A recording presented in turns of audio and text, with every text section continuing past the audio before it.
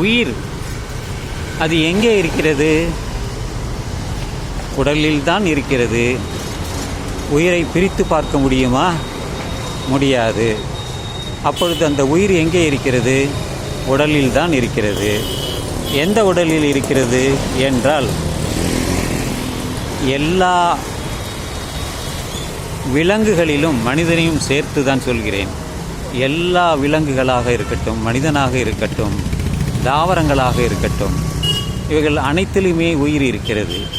அதை எப்படி நாம் நம்புவது என்றால், மரங்களை எடுத்துக்கொண்டால் வளர்கிறது, வளர்ந்து கொண்டே இருக்கிறது.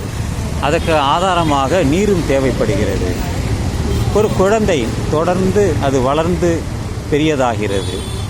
அந்த உயிர் வளருமா என்றால் உயிர் வளராது. அது இருப்பதால் தான் இந்த உடலே வளர்கிறது.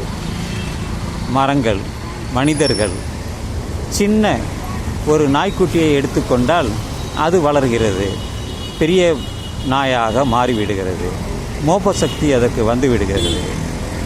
அது எதையெல்லாம் கிடைக்கிறதோ அது. பறவைகளை எடுத்துக்கொள்ளுங்கள், பறக்கின்றன. மனிதனால் பறக்க முடியுமா? பறந்து காட்டினான், விமானத்தை கண்டுபிடித்து பறந்து காட்டினான். மற்றவர்கள் அப்படி அல்ல.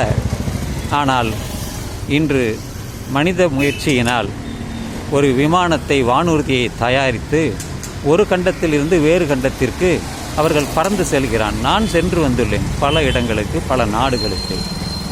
அப்படி மனிதர்கள் எதை நினைக்கிறார்களோ அதை சாதிக்க முடியும். அதை சாதிப்பதற்கு இந்த 5 புலன்களின் துணையோடு தான் நாம் செய்ய முடியும். உயிர், உடல் இரண்டும் இல்லை என்றால் அது சடலம்தான், பிணம்தான், பிணத்துக்கு சமம்தான். எப்பொழுது ஒரு உயிர் உடலை விட்டு போகிவிடுறதோ அது உணர்வற்ற, 5 புலன்களும் அடங்கிவிட்ட ஒரு நிலைதான் அது. அந்த நிலையைத்தான் அவர்கள் பிணம் என்கிறார்கள், அழிந்து போகக்கூடியது என்கிறார்கள். ஒரு மனிதன் உயிரோடு இருக்கும் வரை அவன் அசைகிறான், ஓடுகிறான், உடையாறுகிறான், படுக்கிறான், எதையெல்லாமோ செய்கிறான்.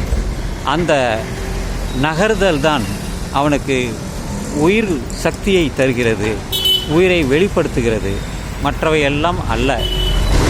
எனவே நண்பர்களே, இந்த உயிர் எங்கே இருக்கிறது என்று 5 புலன்களால் நாம் அறிந்து கொள்ள முடியும்.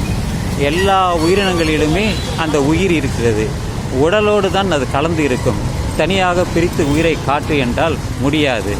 இந்த பூ வாசத்தை காட்டு என்றால் காட்ட முடியாது. காற்றை காட்டு என்றால் காட்ட முடியாது. ஆவியை காட்டு என்றால் காட்ட முடியாது. அவையெல்லாம் இருக்கிறது.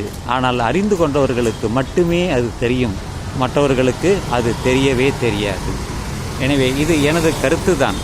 உங்களுக்கு அதை பற்றி ஒரு புரிதல் இருந்தால் உங்களுடைய கருத்துக்களை தெரிவிக்கலாம்.